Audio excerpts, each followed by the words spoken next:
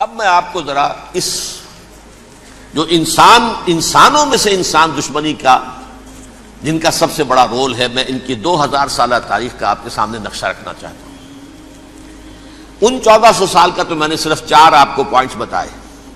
موسیٰ سے عیسیٰ تک 1400 برس علیہ الصلوۃ والسلام، 2 مرتبہ عروج، 2 مرتبہ زوال، اشیریوں کے ہاتھوں پٹوائی، بابلیوں کے ہاتھوں پٹانا، گریکس کے ہاتھوں مرمت، رومنس کے ہاتھوں مرمت۔ یہ جو 2000 سال ہیں، کیونکہ اب تو ظاہر بات ہے 21ویں صدی شروع ہو گئی، 20 صدیاں حضرت مسیح کو پوری ہو گئی۔ پہلی بات نوٹ کیجئے، حضرت مسیح کی پیدائش ہے سن 1 قبل مسیح۔ یہ نقطہ آپ نے کبھی سنا ہے یا نہیں؟ جب ملینیم کا سلسلہ شروع ہوا تھا پچھلے سال، تو میں نے بیان کر دیا تھا کہ ایک عجیب حساب کے اندر انہوں نے غلطی کی ہوئی ہے۔ حضرت مسیح کی پیدائش ہوئی 25 دسمبر کو، سن انہوں نے شروع کر دیا، اس کے بعد جنوری آئی تو پہلا سال شروع ہو گیا۔ اگر جنوری سے پہلا سال شروع ہوا تو یہ 6 دن جو ہے تو اس کے پچھلے سال میں تھے، لہذا کہا جائے گا کہ Jesus Christ was born 1 year before Christ, BC۔ تو 1 قبل مسیح میں حضرت مسیح کی پیدائش ہوئی۔ یہ آخری اسرائیلی نبی اور رسول۔ یہودی علماء کی مخالفت، دشمنی، سولی پر چڑھوا دینا میں بیان کر چکا ہوں۔ سن 33 عیسوی میں، جبکہ حضرت مسیح کی عمر 33 برس تھی، اللہ تعالیٰ نے انہیں زندہ آسمان پر اٹھا لیا، لیکن یہودیوں نے اپنے خیال کے مطابق انہیں سولی پر چڑھوا دیا، ان کی موت واقع ہو گئی۔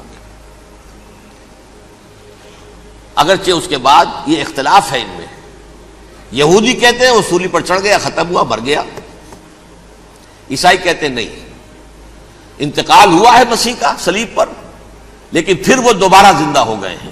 ان کی لاش ایک غار میں رکھ دی گئی تھی، وہاں ریزریکشن ہو گیا، ان کا باعث بعد الموت وہی ہو گیا، اور پھر انہیں اللہ نے زندہ آسمان پر اٹھا لیا۔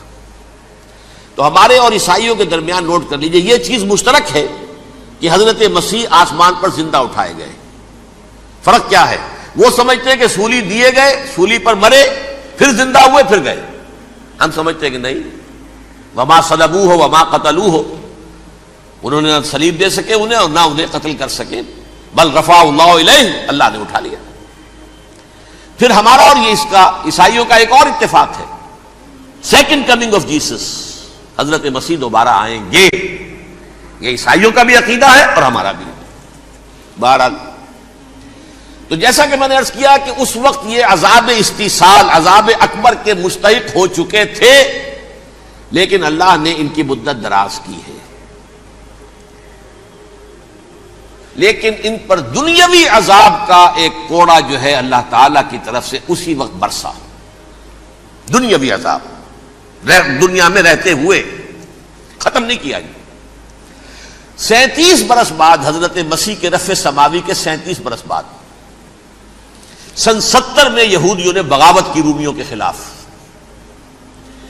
رومی ٹائٹس جنرل تھا ایک، اس نے پھر جو حملہ کیا ہے، 1,33,000 یہودی ایک دن میں قتل کیا یروشلم میں، اور ہیکل سلیمانی گرا دیا۔ وہ ہیکل پہلے بھی گرا تھا، پہلے 1400 سال کے دوران میں بھی نبوکڈنضر نے گرایا تھا، لیکن پھر اس کے 150 سال بعد انہوں نے دوبارہ بنا لیا تھا، اس لیے وہ اسے سیکنڈ ٹیمپل کہتے ہیں۔ پہلا ٹیمپل جو حضرت سلیمان نے بنایا تھا، نبوکڈنضر نے گرا دیا 587 قبل مسیح میں، پھر دوبارہ انہوں نے 150 سال کے بعد بنا لیا۔ وہ اس تاریخ کا حصہ ہے، میں نے جس کے بارے میں آپ کو تفصیل نہیں بتائی۔ اس میں یہ ہوا سن 70 میں وہ گرا دیا گیا، وہ آج تک گرا پڑا ہوا ہے۔ نمبر 2، یہ کہہ دیا گیا کہ یہودیوں اس ارض فلسطین سے نکل جاؤ، تم یہاں نہیں رہ سکتے اب۔ لہذا جس کا جہاں سینگ سمایا چلا گیا، یورپ میں چلے گئے، ایشیا میں آ گئے، عرب میں آ گئے، یہ 3 قبیلے جو رات بھی میں نے عرض کیا تھا، بنو قینقاع، بنو نذیر اور بنو قریظہ، یہ وہاں سے آ کے مدینے میں آباد ہو گئے۔ جس کا جہاں سینگ سمایا، افریقہ میں، ہندوستان میں، جہاں چلے گئے، ڈایاسپورا اسے کہتے ہیں، وہ آپ نوٹ کر لیجیے اس لفظ کو، ڈایاسپورا، ہمارا دور انتشار، جبکہ ہمیں ہماری اصل سرزمین تو فلسطین ہے، حضرت ابراہیم کا مسکن، حضرت اسحاق حضرت یعقوب کا مسکن فلسطین، یہ ہے ہماری اصل جاگیر، یہ تو ہماری جدی پشتی جاگیر ہے، لیکن یہاں سے نکال دیے گئے سن 70 عیسوی میں، اور وہاں سے لے کے 1917 تک ان کا ڈایاسپورا جاری رہا۔ یہ دور انتشار ہے۔ اس دور انتشار کے اب چند حصے ہیں جس کو میں چاہتا ہوں کہ آپ علیحدہ علیحدہ سمجھ لیں۔ دور انتشار کا جو پہلا جو ہے تقریباً 300 برس، رومی حکمران تھے، وہ یہودیوں کے بھی دشمن تھے اور عیسائیوں کے بھی دشمن تھے، عیسائی اور یہودی ایک دوسرے کے بھی دشمن تھے، لیکن رومی سمجھتے تھے کہ یہ ایک ہی تھیلی کے چٹے بٹے ہیں۔ رومیوں کے نزدیک عیسائی بھی یہودیوں ہی کا ایک فرقہ تھے، کوئی علیحدہ مذہب تو تھا ہی نہیں، لہذا رومی جو ہیں رومنز وہ ان دونوں کو ستاتے تھے، مارتے تھے، اور یہ آپس میں لڑتے تھے، یہودی عیسائیوں کو مارتے تھے، عیسائی یہودیوں کو مارتے تھے۔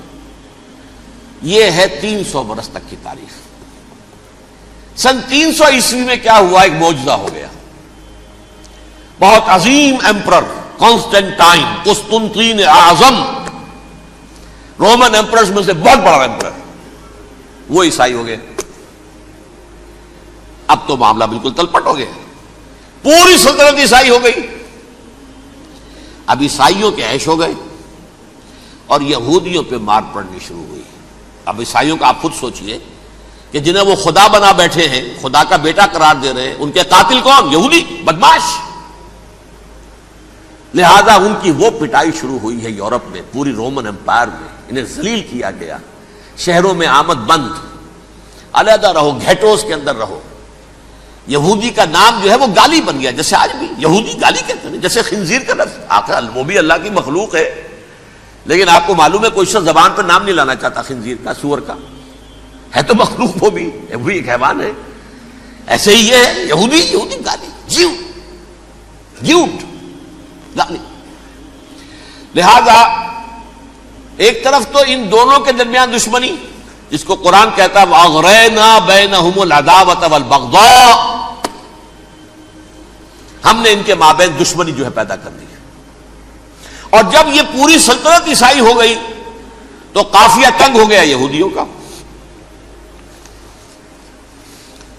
اب آئیے 571 عیسوی، یعنی جبکہ ڈایاسپورا کو کتنا عرصہ ہو چکا تھا؟ 500 برس۔ سن 70 سے شروع ہوا نا ڈایاسپورا، جب ٹائٹس نے گرایا ہے ہیکل کو اور نکال باہر کیا انہیں فلسطین سے، بھاگ جاؤ یہاں ایک یہودی بھی نہیں رہے گا، فلسطین سے نکال دیے گئے۔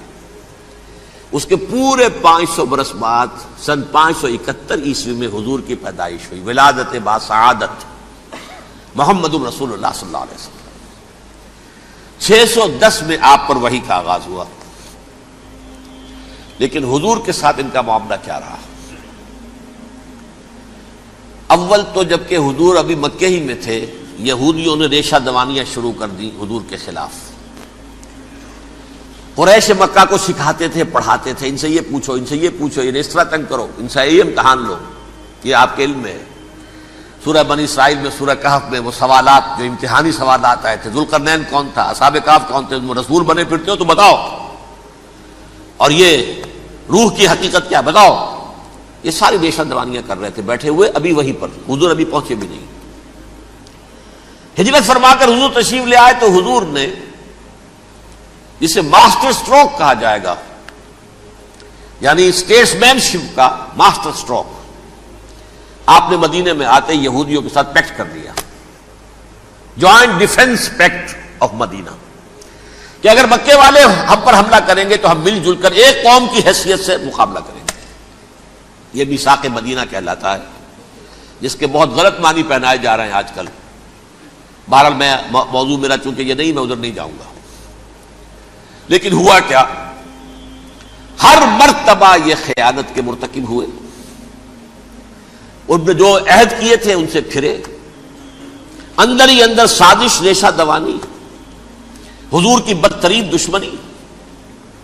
سورہ نساء کی آیت نمبر 13 میں فرمایا ہے لا تزال تطلع علی خائنۃ منہم، اے نبی ہمیشہ آپ کے علم میں ان کی طرف سے خیانتیں، بددیانتیاں آتی رہیں گی.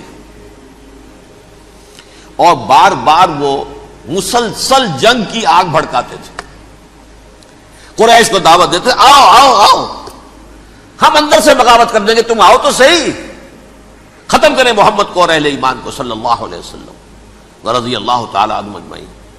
لیکن پھر جب وہ آتے تھے تو یہ دبک جاتے تھے، ان میں ہمت نہیں تھی، میدان کے مرد نہیں رہے تھے.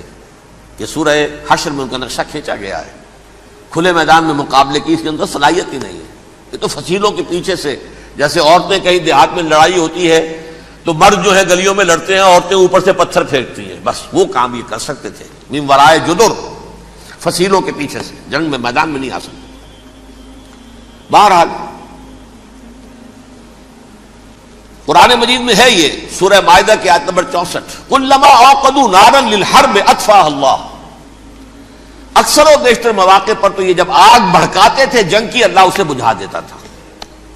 لیکن بہرحال اس کے باوجود جنگیں ہوئی، غزوہ بدر، غزوہ احد ہوئی کہ نہیں؟ یہ ساری اس اصل شرارت نہیں. اور اس کے نتیجے میں حضور نے پھر ایک ایک کر کے 3 قبیلوں کو سزا دی. غزوہ بدر کے فوراً بعد بنو قینقاع نکالے گئے مدینے سے، غزوہ احد کے فوراً بعد بنو نذیر نکالے گئے، اور غزوہ احزاب کے بعد بنو قریظہ نکال دیے گئے. یہ تو میں نے آپ کے سامنے رکھ دیا صرف حضور کے زمانے میں ان کا کیا رویہ رہا. دشمنی، رات بھی ہم نے وہ آیت پڑھی تھی، لَتَجِدَنَّ أَشَدَّ النَّاسِ عَدَاوَةً لِلَّذِينَ آمَنُوا الْيَهُودُ وَالَّذِينَ أَشْرَكُوا. اہل ایمان کی دشمنی میں شدید ترین تم پاؤ گے یہودیوں کو اور مشرکین. مشرکین بھی بعد میں ہے، پہلے یہودی. حضور کے بعد کیا ہوا اب یہ نوٹ کیجئے، یہ ان کی تاریخ کا دوسرا دور. حضرت عمر رضی اللہ تعالی عنہ کا عہد خلافت ہے. بیت المقدس کا محاصرہ کیا گیا، فصیل بڑی اونچی، شہر اندر سے سیلف سفیشینٹ، حملے کا راستہ کوئی نہیں، محاصرہ طول کھینچ رہا ہے، لیکن ان کے پاس رسد بھی موجود ہے، پانی بھی موجود ہے، وہ دروازے بند کر کے بیٹھے ہوئے ہیں. بالآخر اللہ تعالیٰ کی مشیت کا ظہور کیسے ہوا؟ ان کے کچھ علماء آئے فصیل پر، کہا دیکھو مسلمانوں، تم قیامت تک بھی یہاں پڑے رہو گے محاصرہ کر کے، ہمارا یہ شہر فتح نہیں ہوگا. ہاں ایک درویش بادشاہ کے ہاتھوں یہ شہر فتح ہونا ہے، لیکن تمہارے اندر ہمیں وہ نظر نہیں آ رہا. ابو عبیدہ بن الجراح رضی اللہ تعالی عنہ، امین هذه الامہ، ان کا فوراً ذہن گیا وہ درویش بادشاہ مدینے میں بیٹھا ہوا ہے، عمر رضی اللہ تعالی. اب ایک اور عمر بھی ہے جو قندھار میں بیٹھا ہے. نقشہ وہی ہے، سادگی کی حد تک نقشہ وہی، بالکل وہی، اپنی آنکھوں سے دیکھا ہے، وہی سادگی. عمر اول، عمر ثانی تھے عمر بن عبدالعزیز. اب ایک اللہ کے فضل سے اللہ تعالیٰ ایدہ اللہ بنصرتہ، اللہ تعالیٰ ان کی نصرت فرمائے، دشمنوں کو ان کے مقابلے میں نیست و نابود کرے.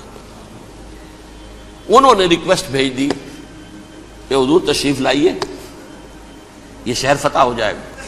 وہ ہے سفر تاریخی، اتنا طویل سفر، تقریباً 700 میل، ایک اونٹ، ایک خادم، ایک منزل پہ امیر المومنین اوپر بیٹھے، خادم آگے چل رہا ہے، اگلی منزل پہ خادم اوپر بیٹھا ہے، امیر المومنین آگے جا رہے ہیں.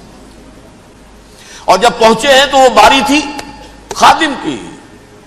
انہوں نے ہاتھ جوڑ دیا، حضور خدا کے لیے تم کیا کہیں گے لوگ، وہ میرا برا حال کر دیں گے، تمہیں شرم نہیں آئی؟ امیر المومنین پیدل آگے چل رہے ہیں نکیل پکڑ کر، اور تم بیٹھے ہو اوپر براجمان ہو.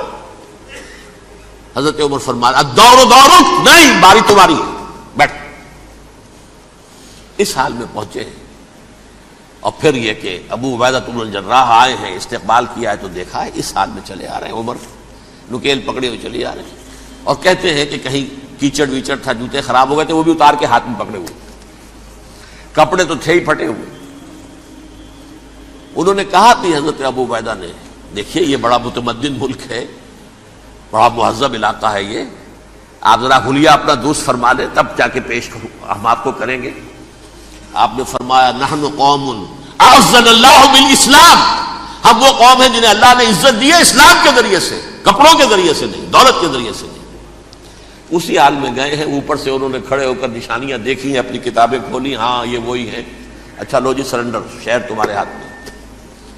خون کا ایک قطرہ نہیں بہا اور بیت المقدس فتح ہو گیا۔ لیکن اس وقت حضرت عمر نے ایک نرمی یہ کی کہ یہودیوں کے لیے بھی اسے اوپن سٹی قرار دے دیا۔ یہ احسان عظیم حضرت عمر کا، اس سے پہلے یہودی آ ہی نہیں سکتا تھا، داخل ہی نہیں ہو سکتا تھا، وہاں وہ آ کر وزٹ نہیں کر سکتا تھا، زیارت نہیں کر سکتا تھا اپنے مقدس مقامات کی۔ حضرت عمر نے یوں سمجھیے کہ تقریباً 550 برس کے بعد ان کے لیے راستہ کھولا ہے کہ ہاں تم آ سکتے ہو، زیارت کر سکتے ہو۔ لیکن یہ عیسائیوں نے لکھوایا معاہدے کے اندر، انہیں یہاں آپ آباد ہونے کی اجازت نہیں دیں گے، لیکن کم وزٹ دی پلیسز، دیکھیں زیارتیں کریں اور جائیں۔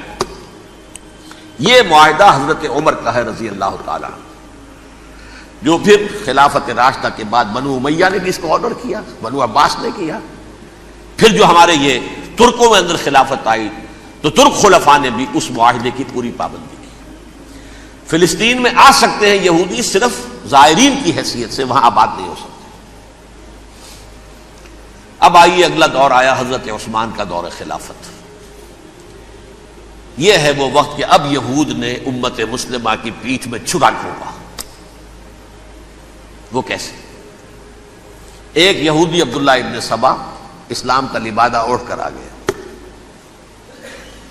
معاشرے کا جائزہ لے لیا، ان میں بنو ہاشم اور بنو امیہ میں جو پرانی کشاکش تھی اس کے کچھ نہ کچھ جراثیم باقی ہیں، اگر ان کو ذرا بھڑکا دے تو مسلمانوں میں انتشار پیدا ہو جائے۔ کہا یہ عثمان کون ہے؟ یہ تو بنو امیہ میں سے ہے، یہ حق تو بنو ہاشم کا ہے، خلافت ان کے پاس ہونی چاہیے، محمد کے تو رشتہ دار وہ ہے صلی اللہ علیہ وسلم۔ عوام الناس کے اندر بات پھیلنی شروع ہوئی، پھر ایک بڑی سازش کے انداز میں حضرت عثمان کے خلاف پروپیگنڈا، حضرت عثمان کے جو عاملین تھے، گورنر تھے، ان کے خلاف پروپیگنڈا، اور ایسی ہوشیاری کرتے تھے کہ کوفے میں کوفے کے حاکم کے خلاف کچھ نہیں کہنا، اجی مصر میں یہ ہو رہا ہے، اجی شام میں یہ ہو رہا ہے، اجی یہ جو عثمان ہے وہ یہ کر رہا ہے، یہ ظلم ہو رہا ہے، یہ لوٹ مار ہو رہی ہے، یہ خیانتیں ہو رہی ہیں۔ اب نہ تو اس زمانے میں مینز آف کمیونیکیشن، کیسے تصدیق کریں؟ افواہیں تو آپ آج کراچی کے اندر شروع ہو جائے تو پتہ نہیں چل سکتا کسی کو کہ کیا اس میں صداقت ہے کیا جھوٹ ہے، اور بری بات جو ہے فطرت انسانی کی کمزوری ہے وہ فوراً قبول کرتا ہے، کسی کے بارے میں اچھی بات ماننے کو تیار نہیں ہوتا لیکن بری بات تو فوراً تیار۔ بہرحال یہ فتنہ انہوں نے اٹھایا، حضرت علی کی الوہیت کا فتنہ اٹھایا، حضرت عثمان کے خلاف الفتنۃ الکبریٰ برپا کیا، حضرت عثمان شہید ہوئے، اس کے بعد 5 برس تک مسلمان ایک دوسرے کی گردنیں کاٹتے رہے، باہمی خانہ جنگی ہوئی، امت کو وہ زخم لگایا ہے جو آج تک جس سے خون رس رہا ہے۔ یہ شیعان عثمان اور شیعان علی تھے جو بعد میں پھر سنی اور شیعہ ہو اور آج تک ہے۔ فتنہ کس نے جگایا؟ ایک عبداللہ ابن سبا یہودی اور اس کے کارندے، شیطان کا ایجنٹ، اور انسانوں میں سے بھی اس کے جو بھی حواریین تھے اور شیطانوں کے اندر سے بھی تھے، انہوں نے بھی اس آگ کو بھڑکایا۔ یہ آپ سوچ لیجئے کہ یہ کس نے وہ زخم لگایا؟ یہودی۔ اگلا دور آیا، خلافت راشدہ ختم ہوئی، بنو امیہ کا بھی دور کافی گزر گیا۔ طارق ابن زیاد 712 عیسوی میں حملہ کرتے ہیں اسپین پر۔ اسپین اس وقت عیسائیت کا بہت بڑا گڑھ، بڑے کٹر ترین عیسائی جو ہے وہ اسپین میں تھے، لہذا یہودیوں کی وہاں بہت پٹائی ہوتی تھی، بہت پٹائی ہوتی، یہ میں بتا چکا ہوں، دشمنی تھی ان کی تو چلی آ رہی تھی عیسائیوں کے ہاتھوں یہودیوں کی، وہ تو سن 300 عیسوی سے ایمپرر کانسٹنٹائن کے بعد سے شروع ہو گئی تھی۔ اس حوالے سے یہودیوں نے اس وقت چالاکی یہ برتی، کچھ راستے واسطے بتائے، کچھ مدد کی طارق ابن زیاد کی۔ طارق ابن زیاد نے انہیں اپنا محسن سمجھا، ہسپانیہ فتح ہو گیا تو یہودی چونکہ محسنین کی فہرست میں آ چکے تھے، انہیں بہت اقتدار نصیب ہوا، بڑی سپورٹ مسلمانوں نے دی۔ ان کے بڑے بڑے علماء جو ہیں اسی دور کے اندر پیدا ہوئے، بڑے بڑے تھنکرز ان کے اسی دور میں پیدا ہوئے۔ بن گوریون جو کہ ایک وزیر اعظم تھا اسرائیل کا، اس نے یہ لکھا ہے اپنی کتاب میں، Muslim Spain was the golden era of our diaspora. وہ ڈائسپورا جو 70 عیسوی سے شروع ہوا تھا اور 1917 عیسوی تک جاری رہا ہے، اس میں سے گولڈن ایرا ہمارا جو تھا وہ مسلم اسپین تھا. ہسپانیہ میں بیٹھ کر ہم نے عیش کیے. لیکن وہاں سے انہوں نے اور جو کچھ کیا، یہ تو داستان کے بہت سے گوشے ہیں، لیکن میں جس اسٹریٹ لائن میں چل رہا ہوں اس کے اعتبار سے ایک بات سمجھ لیجیے. وہاں بیٹھ کر انہوں نے اب عیسائیت کی پیٹھ میں چھرا گھونپا، پروٹیسٹنٹ مذہب پیدا کیا، تقسیم کر دیا. جیسے شیعہ سنی کی تقسیم، عبداللہ ابن سبا، رومن کیتھولک اور پروٹیسٹنٹ کی تقسیم، یہودی علماء. ہوتا کیا تھا؟ ہسپانیہ کی یونیورسٹیاں ہیں، کارڈووا میں ہے، ٹولیڈو میں ہے، گریناڈا میں ہے، غرناطہ، قرطبہ، تولیتلا، اور وہاں آتے تھے لوگ.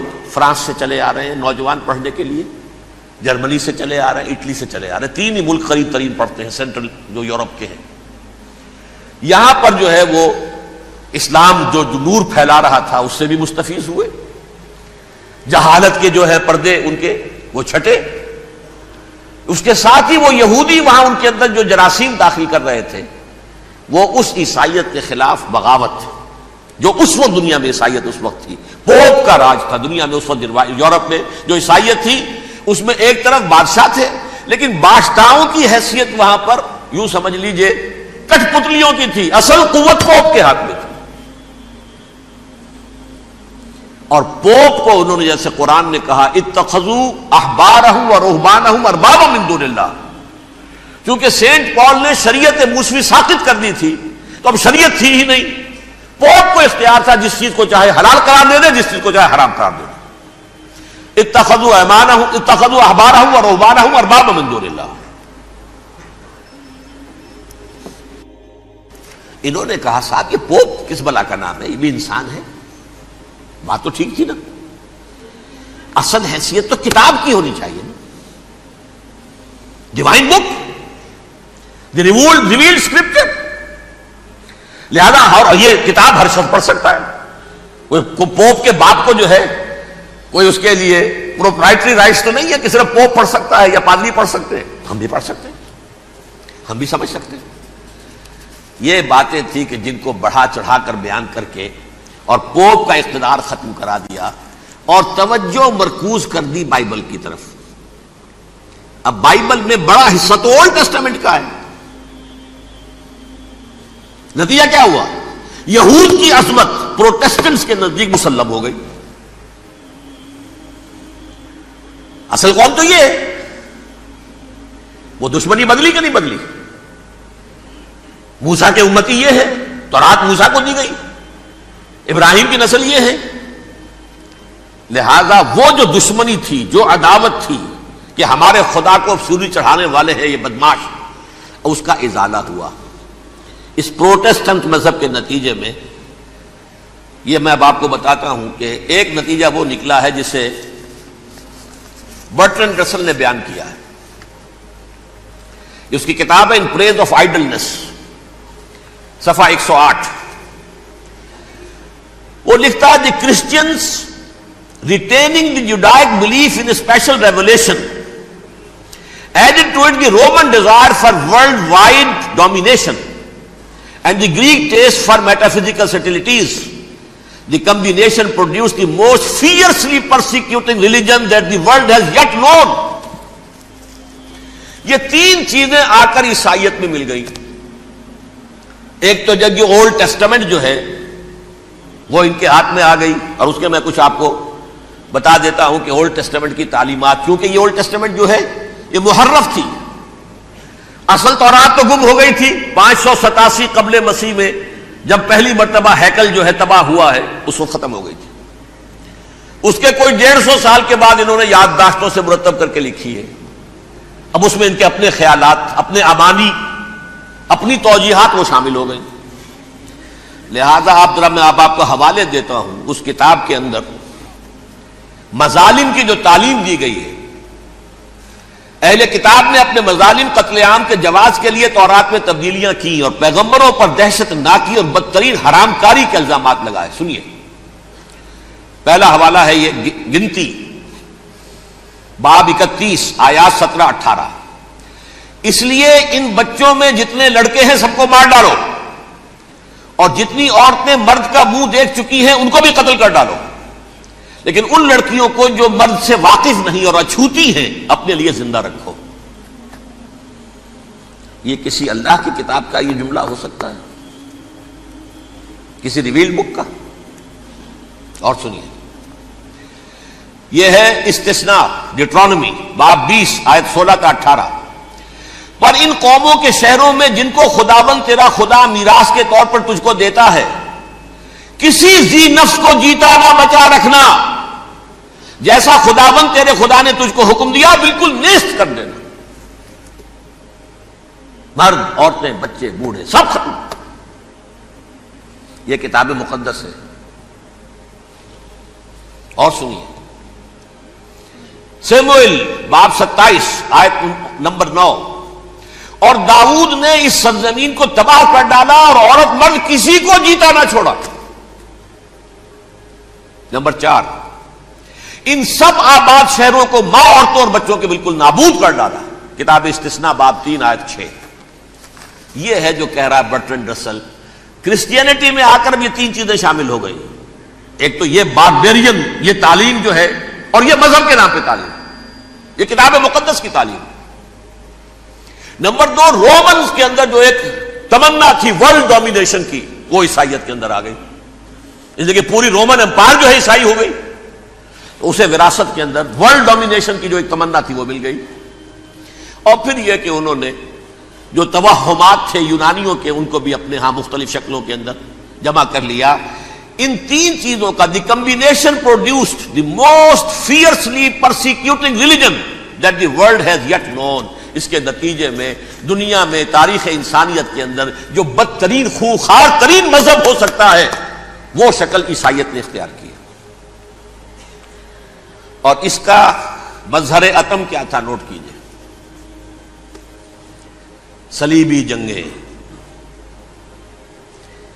ایک بات ٹائم ٹیبل کے اعتبار سے نوٹ کر لیجئے گا. فرسٹ ملینیم ختم ہوا، سیکنڈ شروع ہوا. ان کے 1000 سال ختم ہوئے تو 11ویں صدی میں سیکنڈ ملینیم شروع ہوا، تو پہلی صلیبی جنگیں ہوئی. لاکھوں مسلمان قتل کیے. صرف یروشلم کے اندر اتنا خون بہایا ہے کہ خود ان کے ہسٹورینز لکھتے ہیں کہ جب ان صلیبیوں نے جب گھوڑوں کے ساتھ وہ چل رہے تھے گلیوں میں، تو ان کے گھوڑوں کے گھٹنوں تک خون کی ندی بہ رہی تھی. جہاں سے گزرے ختم کرتے چلے گئے، آبادیاں کی آبادیاں ختم کر دی. اگرچہ اس کروسیڈ میں گیہوں کے ساتھ گھن بھی پسا، یہودی بھی بہت مارے گئے. یہ فرانس سے، جرمنی سے جب یہ کروسیڈرز آ رہے تھے، 3000 میل کا سفر طے کر کے آئے تھے. سوچئے تو صحیح. اربن ثانی پوپ جو تھا، آگ لگا دی تھی اس نے پورے یورپ کے اندر. شرم سے ڈوب مرو، تمہارے مقدس علاقے مسلمانوں کے ہاتھ میں. انفیڈلز، یہ کافر، یہ مرتد، یہ ملحد. مسیح جہاں پیدا ہوا، مسیح کو جہاں سولی دی گئی، وہ کہاں ہے؟ ان کے ہاتھ میں. وہ آگ لگائی ہے، 3000 میل کا فاصلہ طے کر کے یہ قومیں آئی ہیں وہاں، اور جو تباہی مچائی ہے انہوں نے. تاریخ انسانی میں ایسی بربریت کی کوئی مثال. اور یہ ان کے اپنے ہسٹورینز لکھتے ہیں. شرم کے مارے ایسے محسوس ہوتا ہے جیسے ان کی گردنیں جھکی جا رہی ہوں. لکھتے ہیں شب راتاں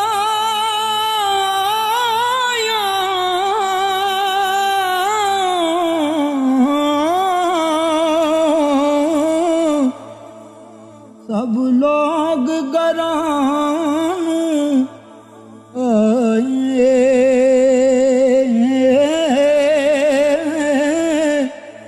او نہیں آئے او پرت محمد جو آپ ہتھیں دفنا